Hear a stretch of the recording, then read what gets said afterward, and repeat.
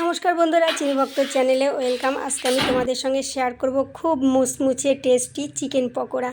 দেখো, এই যে আমি এখানে নিয়েছি সলিড চিকেন 800 গ্রাম। এই 800 গ্রাম চিকেনের পরিমাণ অনুযায়ী আমি মশলাপাতি বলবো। দেখো, এই চিকেনগুলোকে এবার খুব ছোট্ট ছোট্টও না, বড় বড়ও না, এইভাবে আমি কেটে নেব। দোকানে গিয়ে বললো চিকেন পকোড়া সাইজ বললে ওরা কেটে দেয়। আমি দেখো এরকম কেটেছি, খুব ছোটও না, খুব বড়ও না। এবার এর মধ্যে দিয়ে দেব 2 চামচ আদা বাটা, তারপরে দিয়ে দেব 2 চামচ রসুন বাটা, তারপরে দিয়ে দেব 2 চামচ কাঁচা লঙ্কা বাটা। ঝালটা যার যেই পরিমাণ ঝালের প্রয়োজন সে সেই পরিমাণ দেবে। আর দিয়ে দেব 2 চামচ টক দই। কালারের জন্য দিয়ে দেব লবণ, দিয়ে দেব পরিমাণ মতো। কালারের জন্য দিয়ে দেব কাশ্মীরি লঙ্কার গুঁড়ো আর হলুদ গুঁড়ো। আর এটা অপশনাল, চাইলে কেউ দিতে পারো, নাও দিতে পারো। এটা হচ্ছে আস্ত ধনে, এটা দিলে সুন্দর একটা সেন্ট আসে। আর দিয়ে দেবো জোয়ান। ধনেটাকে একটু হাতে পেস্ট করে আধা আধা করে ভেঙে দেবো। এইটা হচ্ছে ম্যাগনেশনের প্রথম পার্ট। এই অবস্থায় আমি 10 মিনিট রেখে দেবো। আবার চলে এলাম 10 মিনিট পরে। দেখো, এর মধ্যে দিয়ে দেবো একটা লেবুর 4 ভাগের 1 ভাগ রস, খুব সুন্দর করে দিয়ে দেবো মাখিয়ে। আর দিয়ে দেবো 3 চামচ কর্নফ্লাওয়ার, মানে 800 গ্রাম মাংসর পরিমাণ। আর দিয়ে দেবো 3 চামচ বেসন। তোমরাও পরিমাণটা বুঝে বুঝে সেইভাবে করবে, বেশিও না কমও না যেন হয়। এটাও অপশনাল, ডিম কেউ চাইলেও দিতে পারো, আবার নাও দিতে পারো। আমি এখানে একটা ডিম ভেঙে দিয়ে দিলাম। এবার খুব সুন্দর করে আলতো হাতে সব কিছু মেখে নেব। এই দেখো, আমি যেভাবে মাখছি ঠিক সেইভাবে তোমরাও মেখে নেবে।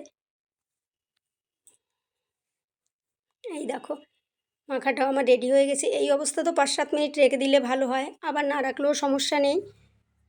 এই যে, এইবার চলো, আমি যেহেতু কড়াইতে করব উনানে, আর দেখো এটা লোহার কড়াই, ভাজা পোড়া লোহার কড়াইতে ভালো হয়। এবার কড়াইতে দিয়ে দেবো সাদা তেল।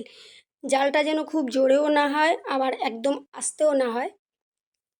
এই যে, আঁচটা আমি একটু কমিয়ে নিয়েছি। এইবার ছোট ছোট করে এইভাবে গ্রেভি একটু নিয়ে মাংস মাখিয়ে এইভাবে দেবো। শুধু মাংস ছেঁকে আমি দেবো না, আর শুধু গ্রেভিও দেবো না, গায়ের সঙ্গে গ্রেভিটা মেখে মেখে এইভাবেই দেবো। তোমরাও ঠিক এইভাবেই দেবে, আমি যে এইভাবে দিয়েছি। দেখো, ছোট্ট ছোট্ট করে দিচ্ছি। এক পাশ হয়ে গেছে, এবার আমি উল্টে দিয়েছি। কারণ কি, জালটা যেন জোরে না হয়। এটা ফ্রাই হওয়ার আগে কিন্তু সেদ্ধ হওয়ার বেশি প্রয়োজন, ওই জন্য আমি জালটা একদম মিডিয়াম টু লো আঁচেই রেখেছি। এই যে আমার ভাজা হয়ে গেছে, দেখো কত সুন্দর কালার হয়ে গেল। এবার আমি একটা ঝাঁঝরির সাহায্যে তুলে নিলাম।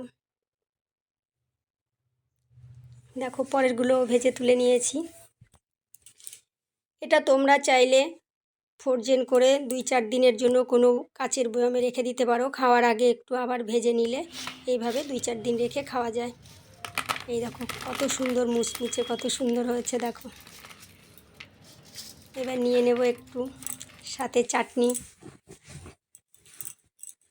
বা সস, ওপর থেকে একটু বিট লবণ ছড়িয়ে নিয়ে নিলাম। দেখো কত সুন্দর। আর একটা ভেঙে দেখাই, দেখো কত সুন্দর হয়েছে। রেসিপিটা যদি ভালো লাগে অবশ্যই লাইক, কমেন্ট, শেয়ার দিয়ে পাশে থেকো।